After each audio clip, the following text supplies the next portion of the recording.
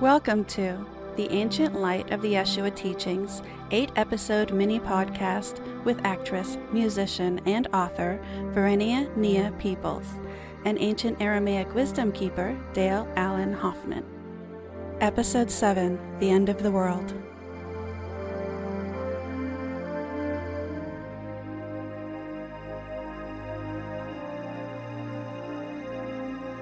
Hi, everyone. We have something special here today. We're so excited. I have a personal relationship with this machine. We can't talk about that, though. Just kidding. It's amazing what it does. The power of vibration. Sorry. Yeah. Did I miss something? Oh, that part's already over. Oh, okay. Oh, I just love this group. It's so... Thank you guys for being you. There. That's about as good as it's going to get. So it's on the paradigm at least. So wait till everybody to come in.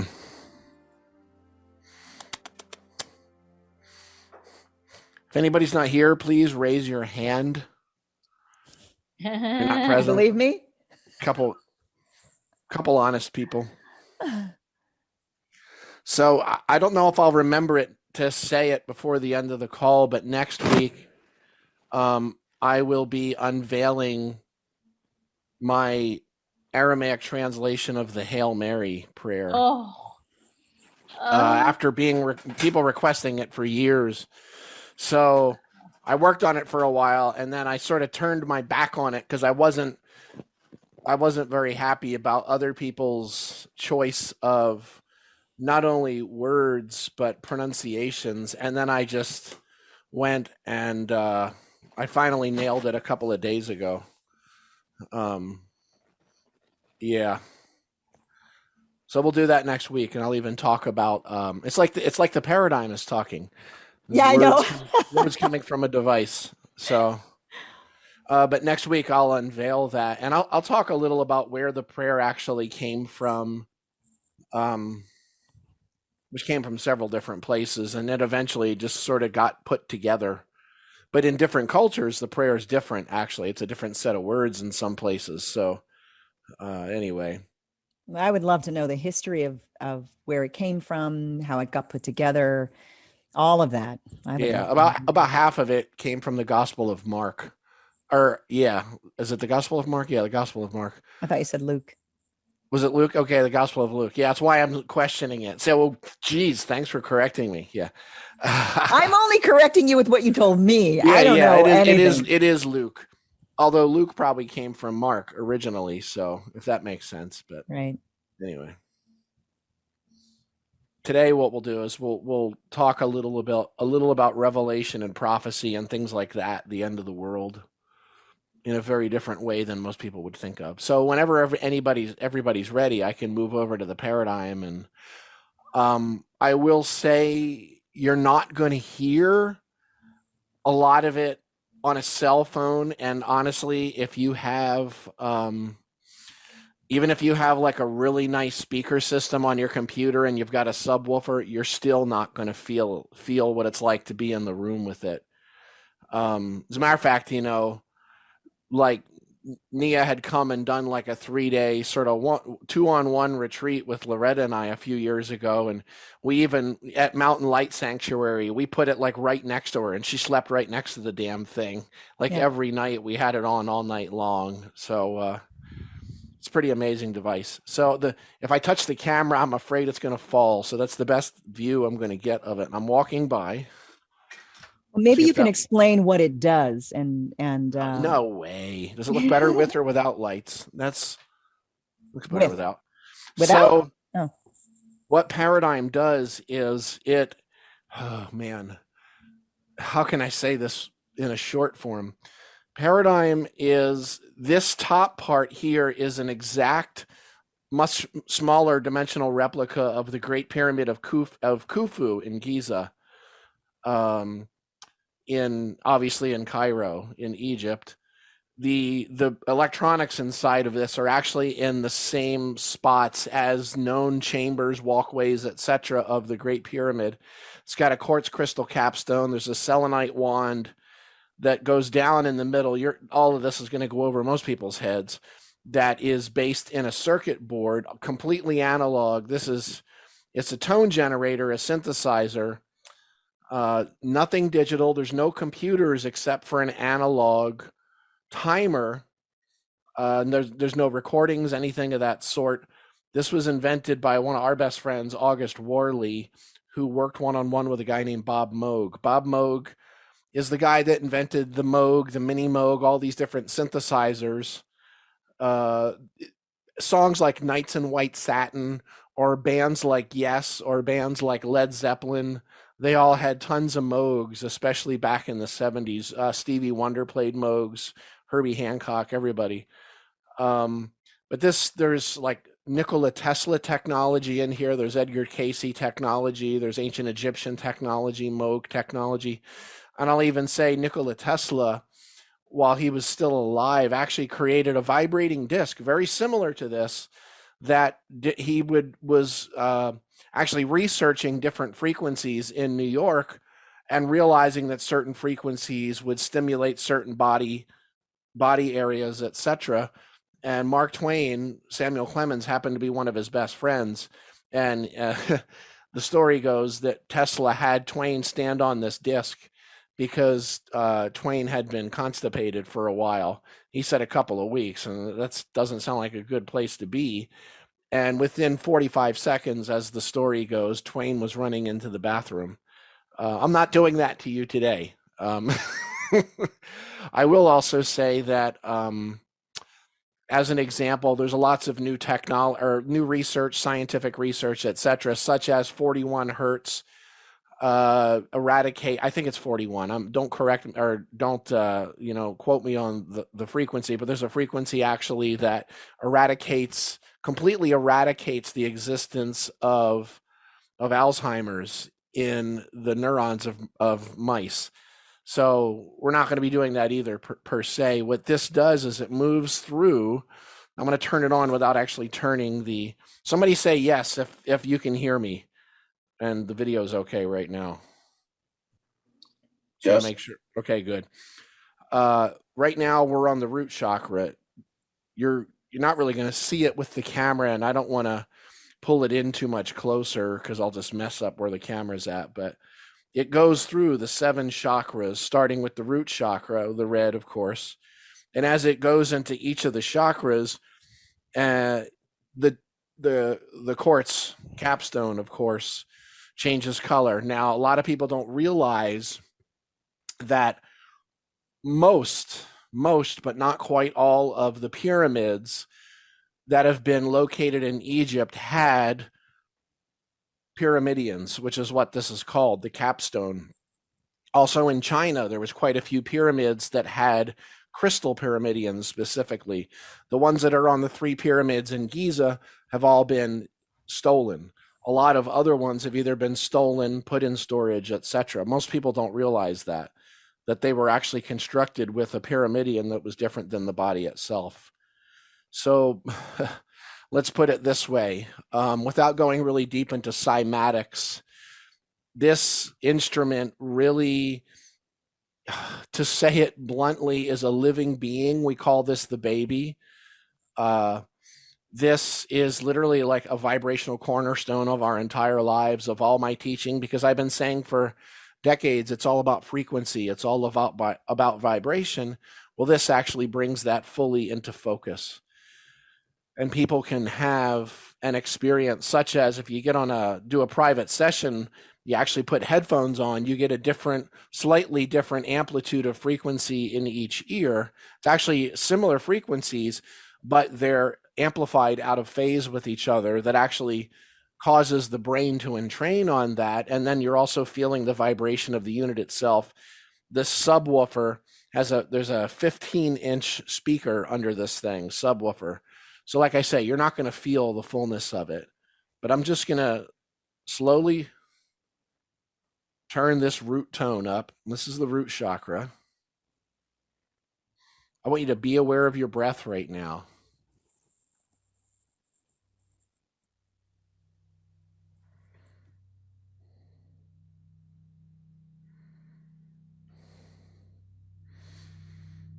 one thing you'll notice is as we move into higher frequencies, the tones are going to keep getting a little louder and louder. It takes more power because of that wider amplitude to amplify these lower frequencies.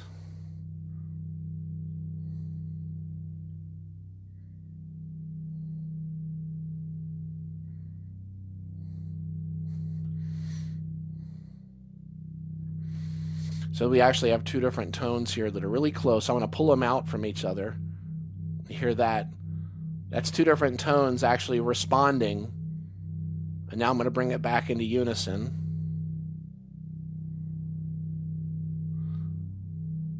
But when I pull them slightly out, that's called a beat frequency, which is actually a third voice that's created by two tones that are so close to unison, yet they're out just enough to create a third voice. It's exactly what our spiritual life is. There's the eternal, there's our humanness, our self, so to speak, spirit, and the third voice is what was called the Holy Spirit, which is that third voice is whether we're, basically, to be blunt, whether we're in or out of tune with the eternal. So what I'm going to do is just take 7 minutes to move through the chakras, about a minute on each one, and then I'm going to bring it back to silence, and then I'll slowly swap my camera around and I'll be in front of the computer. But there's nothing you need to know about this. I'm actually going to put kind of squat down here and put my mic down near the base. If the camera went off, let me know, because I hit something. Down near the base, and you'll hear it vibrating a lot better than if I was further away. So we're just going to move through the 7 chakras rather than talk about everything this puppy does. Have a fun journey.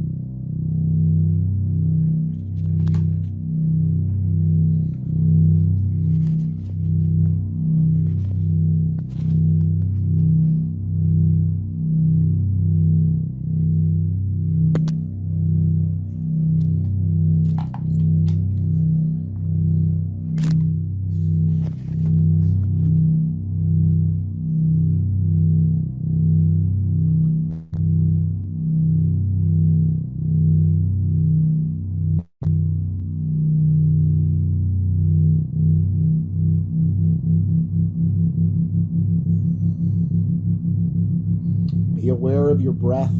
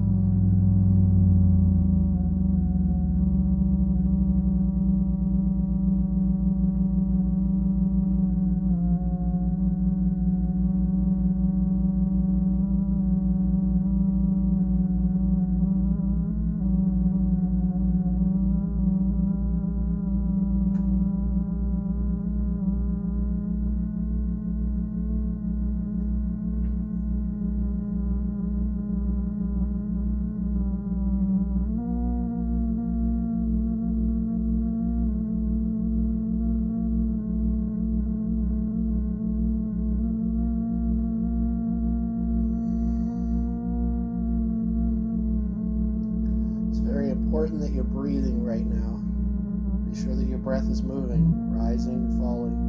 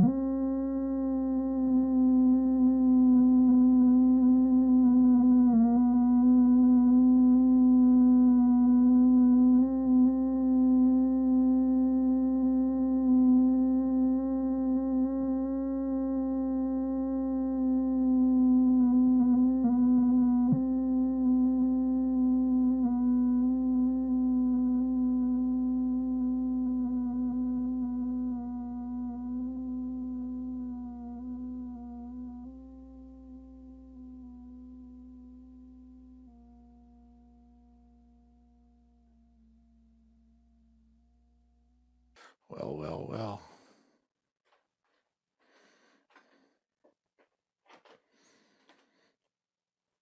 So is that weird or what?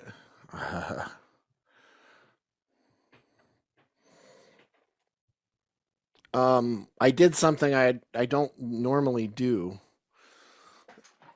What I did was I actually dropped the two bass tones out, which is kind of like having two different singing bowls, analog singing bowls, and I left just the third tone in. And I was told before we got this, and as we were working with August as he was building it, and we were actually using his for a while, the inventors, I was told that the two voices essentially work together to create, almost you would say, a portal or a capsule. And that third voice is what brings them in, whether you believe it or not. We're believers now. Your spiritual guides, relatives, loved ones, the white brotherhood, all these things that some people may or may not believe in. And it's unbelievable because that wacky is essentially them communicating. And like I say, whether you believe it or not. So, and I've had such firsthand experience with it for a couple of years now that I can't explain it. And it doesn't always happen when the first two are there. It doesn't always, that third one doesn't always go off like that. And if anybody was looking, I wasn't touching it. And it was just going, and the stronger the link is with them, the basically the wackier it gets. It's not music. It's not meant to be music. But even me, like having been in the room with it now, I'm kind of like, woo, it's amazing how much it opens me up. So, anybody have any thoughts or anything? A quick question about that before we sort of dig in. It's not a normal experience. Everybody's just like, So I'm actually going to be if for anybody that's on Instagram, I'm going to be doing in the next couple of weeks a few live broadcasts with Paradigm in the other room with different kinds of lighting equipment we have that actually reads the sounds, the impulses, and the lights respond accordingly. And with a Tibetan singing bowl and buffalo hoop drum, things like that, I'm going to be doing, but they're going to be basically unannounced probably. I'll just probably all of a sudden hit the live button and there they are. So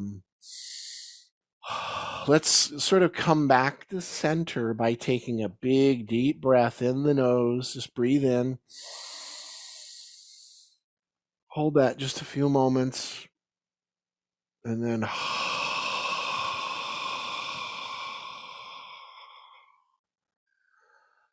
let's do that 2 more times in the nose.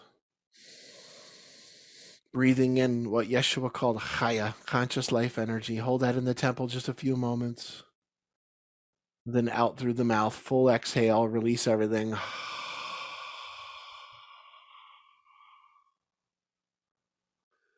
One more time.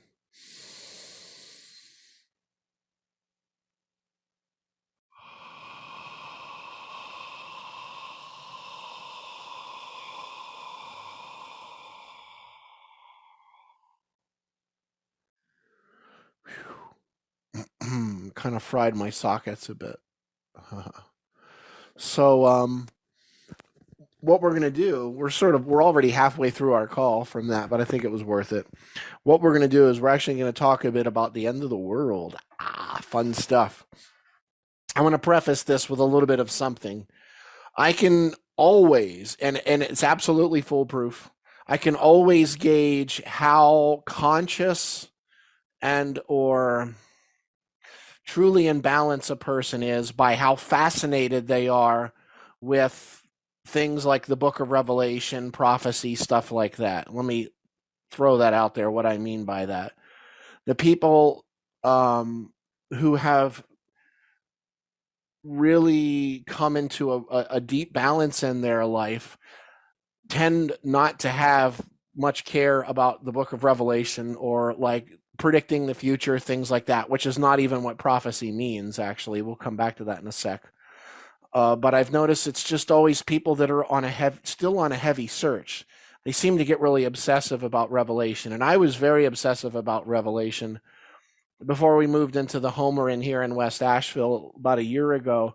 I got rid of 37 books all about the book of Revelation. All of them were translations, all said they were correct, and all were completely different from one another. There's a couple of pieces of information. The reason I'm doing this is to just kind of get Revelation off the table. And I'm not saying it doesn't have value to it, but if you don't know the backstory, John was banished to a little island called Patmos. And Patmos was an island that, although this is not in the Bible, was quite abundant in, let's just say, fun-loving mushrooms and plants of a psychotropic nature. And what my point in it is, I have people that approach me and they're like, oh, they're showing me how the 7 churches are manifesting on the earth, and they think they have to do all these things in the world to essentially bring Revelation to fulfillment. And what I'm going to add to that is this. I'm fascinated with Nostradamus. I'm fascinated with people that foresee the future, etc. But there's no such thing as a static future, is the first thing I want to say. If there is a static future, then somehow we're no longer co-creators. So the second half of that is this. Revelation is so heavily coded, even in Greek and Aramaic, that anybody could almost read it any way they wanted to. And that's kind of another layer to this. Maybe it was maybe it was John, or even somebody else's trip. Let's just say trip and put it in quotes and leave it there.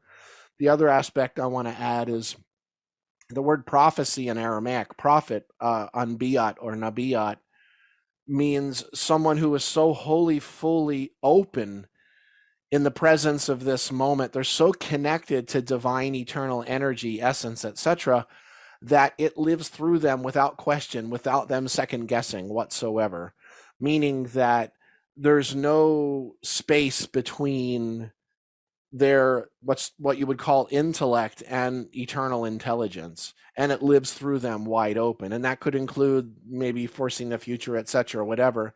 But what revelation really means in Aramaic, let me actually let's pull a phrase up here. I hope they have the screen. Oh, good. Screen sharing's allowable. Everybody see that? So this is the word Gilyana in Aramaic. This is actually the word revelation. Revelation, Gilyana. It reads from this side. That's the Gimel, Lamed, Yod, Nun, Aleph. Gilyana means literally emergence or assurance or manifestation. I'm going to go and show you a couple other words here. Now, that first one was Aramaic. These are Greek now. So now we're looking at this one here, which is an interesting word. This word here is actually the word apocalypse, apocalypsis specifically. What does apocalypse mean? The apocalypse means, the literal translation from Koine Greek is the lifting of the veil or unveiling. And what I'll say, what's implied here is the lifting of the veil that conceals truth, the unveiling of truth. Okay? So now we've got another interesting word here. Now this is what it looks like in the Greek. This is the word Armageddon. Armageddon is an interesting word. What that means is literally revelation. In other words, unveiling at the end of time. Or that's also the end of the world. Or that also is the end of the age. Or that's also the end of the aeon specifically. Aeon is the world translated as world, age. And it's funny because in Aramaic, the word's alma, and it has basically the same meaning, which isn't very often that the Aramaic and the Greek really line up. Usually they're a bit disjointed from each other. Har Megiddo, though, specifically, if you look at it from the Hebrew, which I should have put on the page but didn't, is looking more toward a physical time that the world's going to end in a particular location where particular armies are going to be battling each other. And it could be either a literal or a symbolic location, okay? Now, this bottom one here, it's not quite the same as these other words, but this word sounds like this, parousia. This is the word for what we now call second coming. Second coming. The par or para actually in the Greek means beyond. It could also mean transcend, but that's kind of pushing it. It essentially means beyond. And ousia means substance or matter. So what does second coming literally mean? Beyond matter, transcending matter, or substance, etc. And it's one of the things I would like to add into that is that essentially in the Aramaic, or even, you would even be able to get that from A Course in Miracles, is that the second coming is not, bless their hearts, it's not necessarily Jesus coming on a white cloud surrounded by 100,000 angels and white horses. It's not something physical. Because here's the thing that I'm going to drive home to you. I have a couple of passages here from two different Gnostic Gospels, and I could have so easily dug into the Gospel of Thomas, and I could have given you 1,000 of them about the end of time, about the end of the world, etc. But what I'm hoping to get to you here is that looking in this that we call the world, the physical manifest universe, for some kind of signo, for a sign, for some kind of manifestation of revelation, is what one would call a sin, which just means a mistake. Because this world that we're looking in, it's not real. I don't know how many of you have had maybe in a deep breathwork experience, deep or, tantra orgasmic experience, meditation, breathwork, birth of a child. You start having these little unveilings where it unveils. Now, when the unveiling happens, of course, the Giliana at the end of time, what does that mean exactly? We're going to dig a little more into the end of time after I read a few passages here, but the end of time, what does that mean? Essentially this. First of all, what I'm telling you is, and science will tell you also, time is not real. Time is simply our intellect's way, along with the forces of gravity, manifestation, etc., of being able to comprehend something in little pieces that otherwise we would not be able to comprehend. It would literally destroy us. Kind of like, put it this way, you could say that time, space is a way of putting us at the base of Niagara Falls and slowing that all at oneness down to such a point where we could actually stand there in the midst of Niagara Falls and not be knocked over by it and be able to experience it droplet by droplet. That's really what the end of time is. So what I'm saying is, when is really fully the end of time? It's not a day in the future. It's not when the world ends. It's now.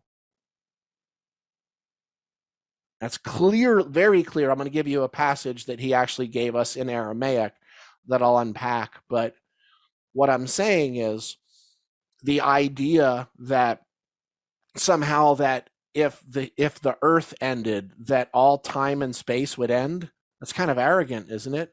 Or if humanity was wiped on the earth, that means the end of the world? No. It means maybe the end of humanity. It's a little arrogant to think that means that that's the end of everything. The whole fucking cosmos is going to crash in on itself because humanity got wiped off the earth like a case of stanky fleas. No, I don't think so. It's amazing how arrogant we get in our human-centric ways of thinking, but we don't think about it. So I want to read you from two different gospels.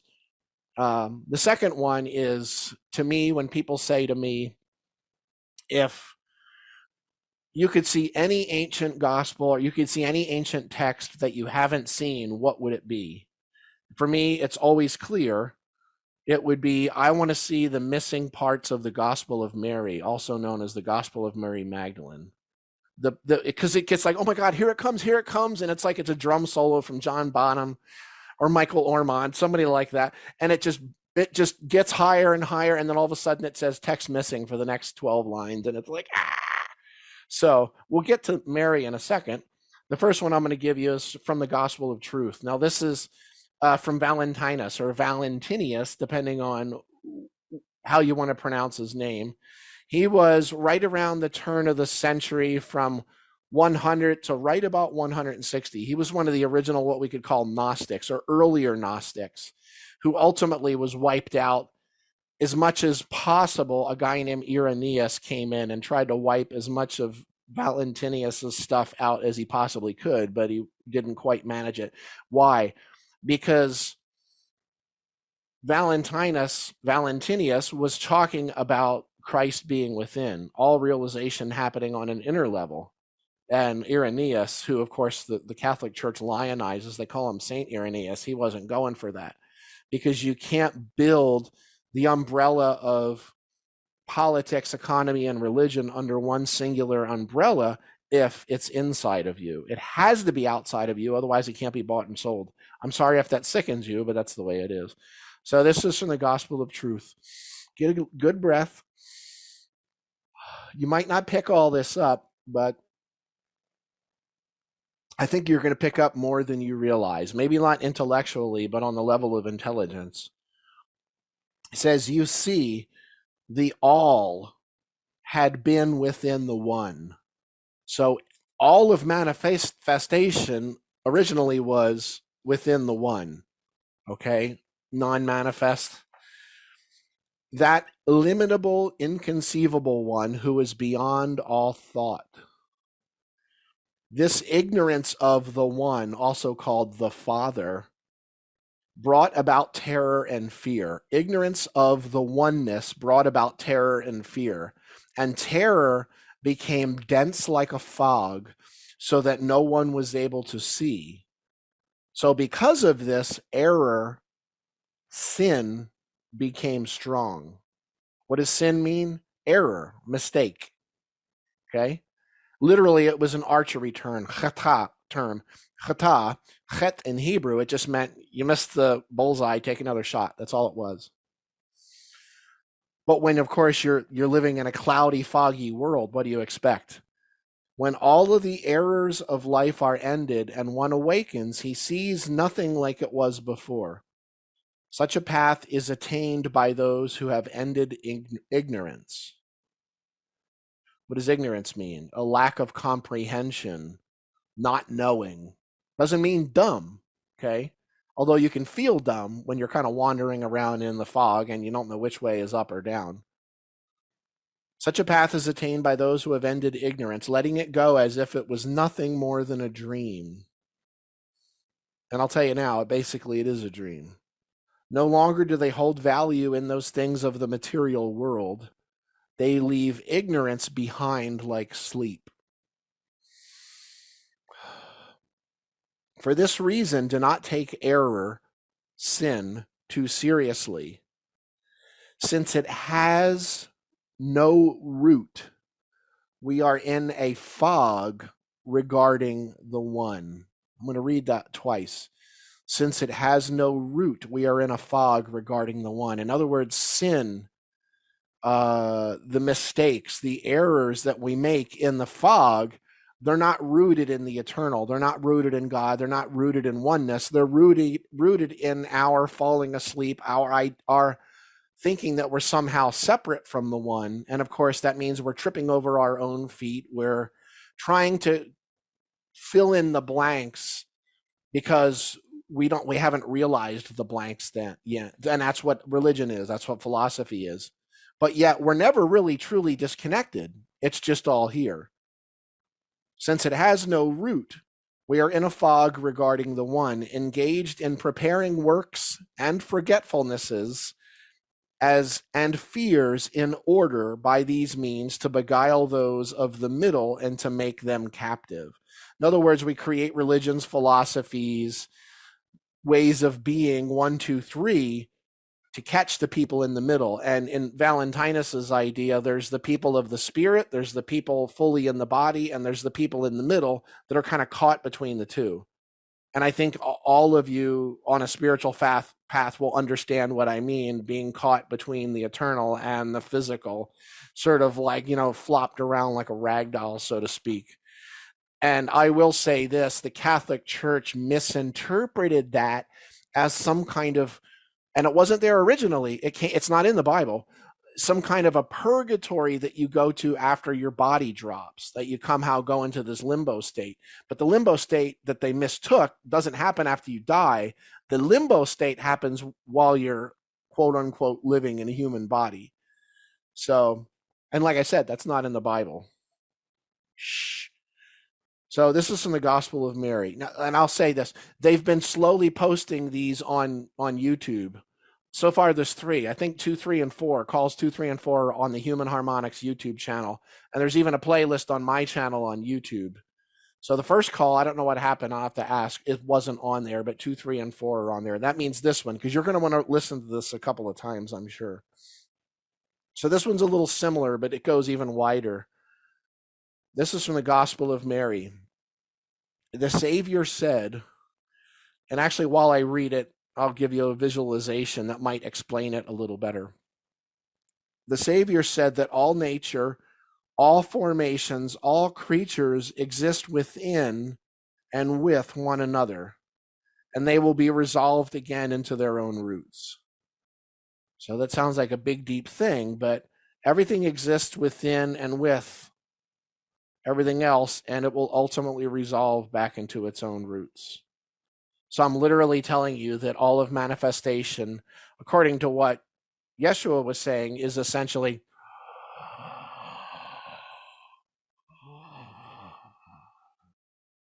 And then it's like a blink of a cosmic eye and all of the manifestation.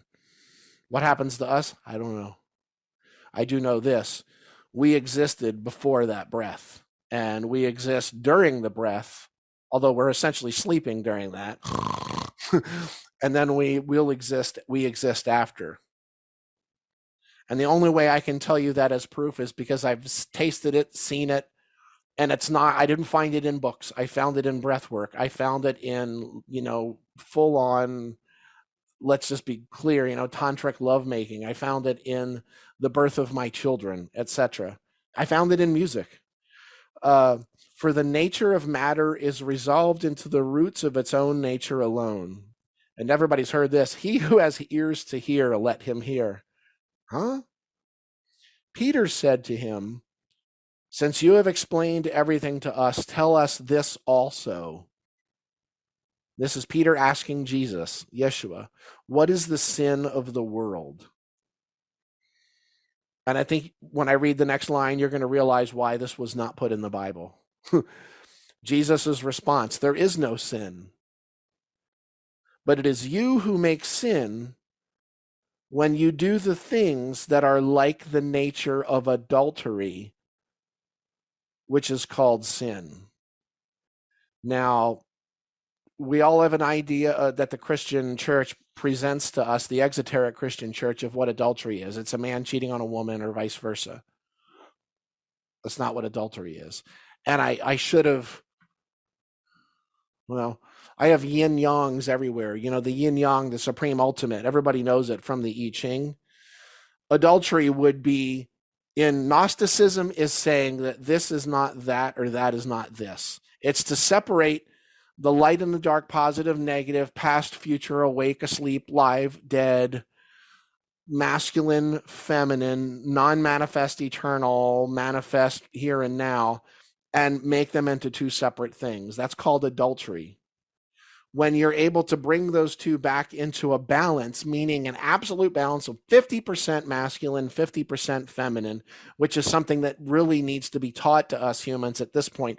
I feel that it was at one point innate, and our culture and I think it still is, I really do, but it needs to be sort of coaxed out by a good teacher to bring ourselves into that balance. And the balance between the masculine and the feminine, when we're right there between totally fully in the present moment, the world has ended, and we're totally right there in the exact center point between the eternal and the manifest. When we're there in the middle, that had a name too. In Gnosticism, it was called the bridal chamber. And the bridal chamber is the root of all creation. Anything that happens in the bridal chamber literally manifests in your hand instantaneously. But that's a really high level of realization. And anybody can get it. And it, like I say, that natural balance is innate in us. And when we were doing that wacky meditation with the paradigm, and it was going, whoa, whoa, whoa, whoa, whoa. That was two tones that were so close to unison, like the eternal and the physical in our lives, but they're off just enough to create that third voice. And that's what the whoa, whoa. And it's just like a car out of alignment or a wheel that's somehow off. And you get to a particular speed and all of a sudden you're wobbling. That means that your pseudo soul, as Yogananda would call it, and the true eternal nature of your being are somehow out of harmony with each other.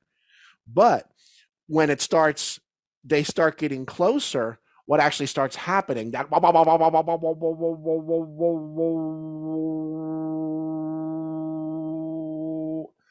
and you know that you're more in tune with your eternal self because you're not feeling that getting the piss beat out of me effect in the world.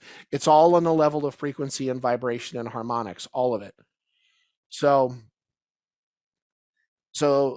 there is no sin, but it is you who make sin when you do the things that are like the nature of adultery, which is called sin. That is why goodness. Now, without going too deep, I want to say goodness isn't a good translation. A more correct terminology would be ripeness. Not good or bad. It's like a banana that is underripe, stone green, or way overripe, oily, and like there's flies everywhere. That's the word bisha in Aramaic. It's the word evil. It's what evil means. It means not wholly, fully fertile and present right now in this moment. When you are fully present and fertile in this moment, that's the word tub or tauba, and that's the word goodness or ripeness. It's not good. There is no word for good in Aramaic, but goodness is closer because goodness isn't a judgment. Goodness is almost like a recognition of process, a recognition of being, exemplifying goodness, as opposed to, oh, he's good or she's bad, which is a judgment. Okay? Then he continued and said, that is why that is why goodness, ripeness came into your midst, to the essence of every nature in order to restore it to its root. In other words, outside of the judgment of good and bad, it allows all to be in balance, all the voices within that human orchestra, all of those harmonics to speak. And when they all speak as one, that's when we will experience that balance that allows us to resolve back into our roots. In other words, grow roots back into the eternal nature of our being. And he says, then he continued and said, that is why you become sick and die, for you are deprived of the oneness which can heal you. What is dis-ease? It's a little part of your body, whether it's a memory of having the crap beat out of you by your father, or having a bad experience, or rape, or seeing a murder, or all these different things that we hold in the energy body. And this little part gets kind of cut off, like pulling a rock from a mountain, and it goes out of harmony with the rest of the orchestra, the body. And then you get another one, and then you get another one, and then you get another one. And eventually, 20 years down the road, you're going, I don't even know who I am anymore. How would you? You've got like Louis Armstrong over here in the key of F. You've got, Sinatra singing over here in the key of A. You've got, Hendrix playing down there with full distortion and Marshall Stax right down here on your gut, playing Purple Haze. And you've got all these things that are all out of whack, cacophonous, totally out of whack with each other, when if we could just learn how to bring ourselves into the awareness of allowing all of those parts of ourselves, including the parts that feel so pained, and the parts of ourselves that don't feel welcomed at the fire, don't feel welcomed at the table, don't feel that they're good enough, never felt that it was good enough. But when we allow those to speak, that's when we come into the wholeness of, let me actually show you one more see if I opened it up. Did I even open it? Oh, I've got to change this. Okay. So I'm going to go back to an image here. This is the end of the this is actually literally the end of the Gospel of Matthew. Okay. This is the end of Matthew 28:20 specifically. Ana or Ana Yamkun Ana. Okay, right here, this is that phrase that we know in Christianity, I am one with you. Although it doesn't say I am one with you. I'll get to that in a second. I am one with you always, even unto the end of the world, even unto the end of the age, even unto the end of time, etc. What it actually says in Aramaic, Ana or Ana means I. Yamkun means united with, fused with, single with. You, which is the kun part right here. And then over here is another Ana, which didn't make its way into the Greek. I am one with you and the I. I am one with you and the I. So this is basically Jesus talking about himself. This is him talking about the eternal nature. As soon as it was translated into Greek, it turned into I am one with you, because they had no way of translating that second I. They didn't know I don't know what happened. Maybe they thought it was a mistake. Maybe they just knew they didn't have a way of translating it. Kulhun, this word here, kulhun, means all of, entirely. This next word here is, where are we at here? Okay, yaumata, right here, yaumata. Yauma or yaumata means this, now. It means a moment in time. Specifically, Yomata means this present moment. In other words, I am one with you and the I within, wholly in all fullness of the present moment. And then there's another word here that is Adama. Adama is an interesting word right here. I've got to move the people over here. Okay, sorry, I had to move you all from one side of the screen to the other. Okay, Adama is a word that literally means, a good way to put this is, a dog knows that the parents, that the human's coming home, and they always come home at that same time, and they may not actually hear the car, but they just know it's that time. And then all of a sudden the car pulls into the driveway and the dog's going, oh my God, oh my God, oh my God. It means anticipation of, okay? So that Jesus is actually saying, he's going, oh my God, oh my God. He might not be saying, oh my God, oh my God, oh my God, but in the anticipation of l'shulame de alma. What shulame means, this word right here, it means identification with, or ceasing of the identification with. In other words, remember what I was reading from the Gospel of Truth, that talking about, identifying with the world versus identifying with the eternal nature. So the ceasing of your concept, essentially, of de alma. This is the word world in Aramaic. It would be aeon in Greek. It also means time. It also means space. It also means, there's so many different ways to put it. Age is another way, as in astrological age. It means essentially, and then of course here is amen, but it means essentially this: the end of. What he's essentially saying is, I am one with you. I am one with the I within, in each and every present moment, in the anticipation of the ceasing of your concept of time, of your concept of time, space, world. In other words, when you let go of the world, you're going to realize what I mean. All these teachings about heaven, all these teachings about a kingdom that's spread upon the earth, but men do not see it.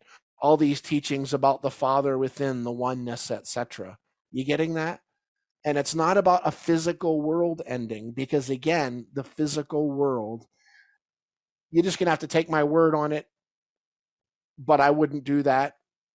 Get deep into your own spiritual practice. You'll have, and you've probably already had them, fleeting moments that you knew that, all right, this whole thing is not real. Or the idea that, everybody has great dreams, and then you sort of wake up and you're like, oh, wait, that was a dream. Everybody's had that. Well, guess what? You're going to wake up from this dream too.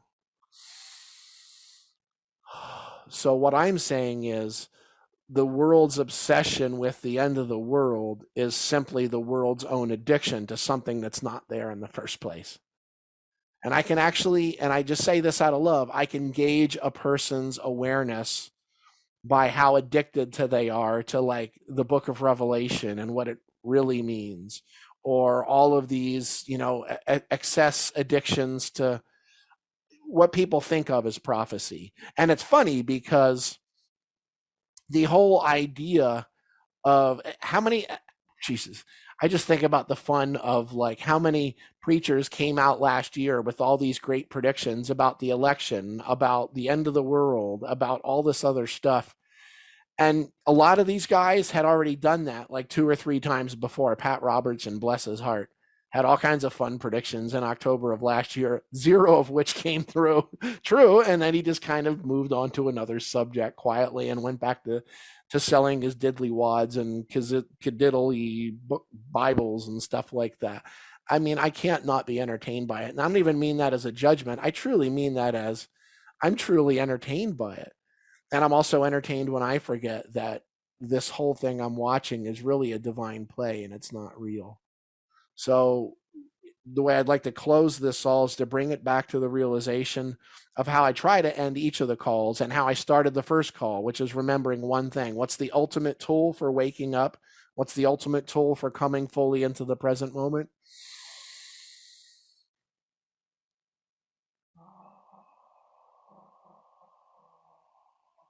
Big breath in, hold that in the temple just a few moments, and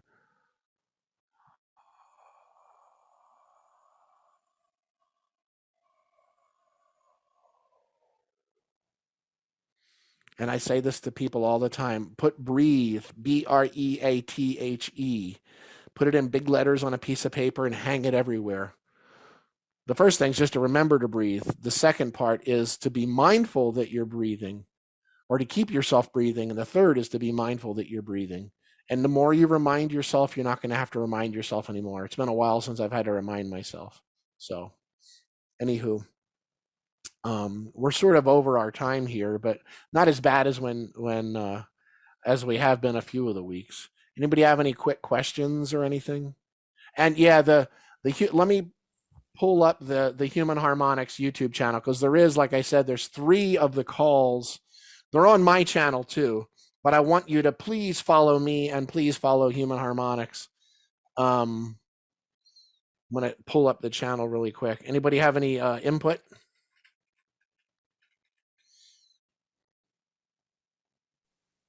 I was talking to Nia about, before everybody popped on, about, and your not yours, excuse me, but you unpacking the true meaning of the word adultery in just this session is exactly what I was asking Nia about, and just in terms of like the 10 commandments.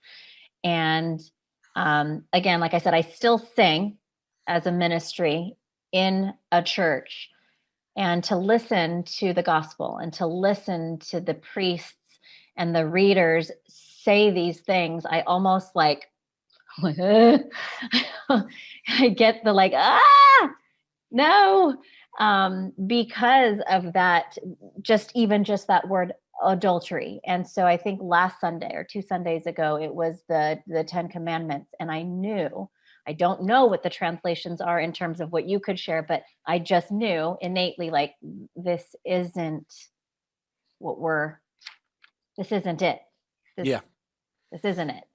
And just the one word of adultery, and you unpacking that in terms of like, what it truly is just to separate our 2 polarities, as opposed to integrating them both, feeling all of it, and it's just that the shadow work. It's that, the shadow and then the ego and the heart and all of that stuff, and marrying them once again, That's exactly it. Yeah.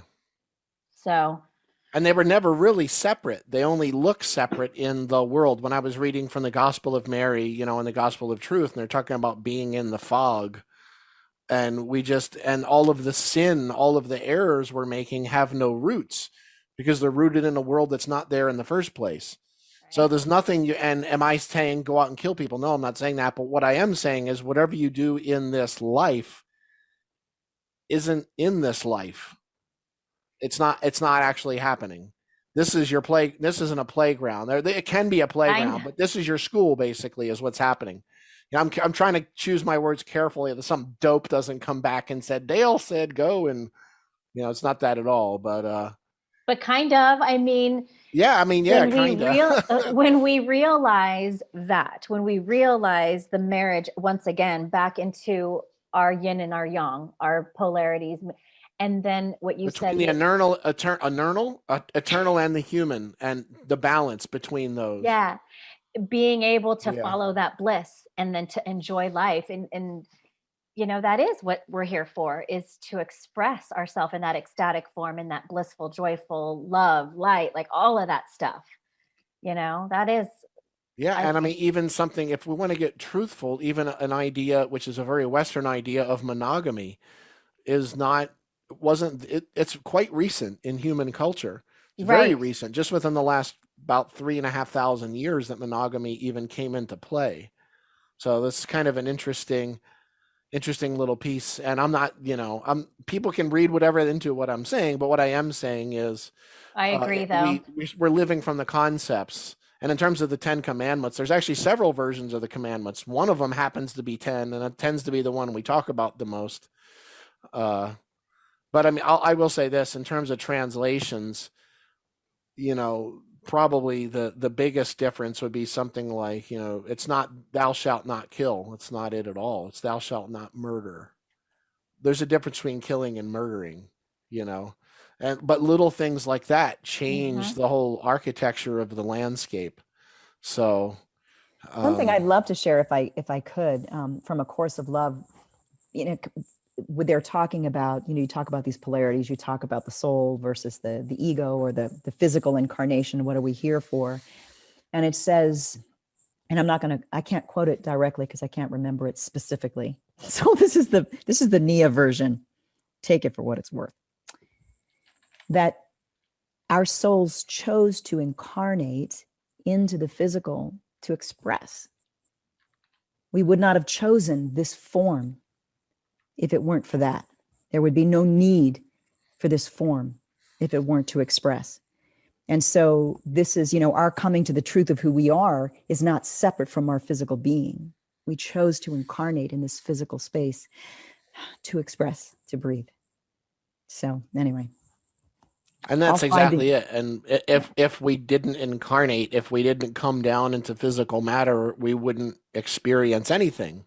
Yeah. That's why the gospel of truth started out with all had been within the one.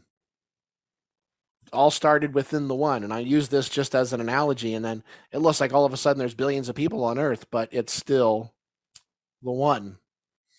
To remember that, you bite somebody else's hand, you're biting your own. Literally, that's literal. I'm being literal.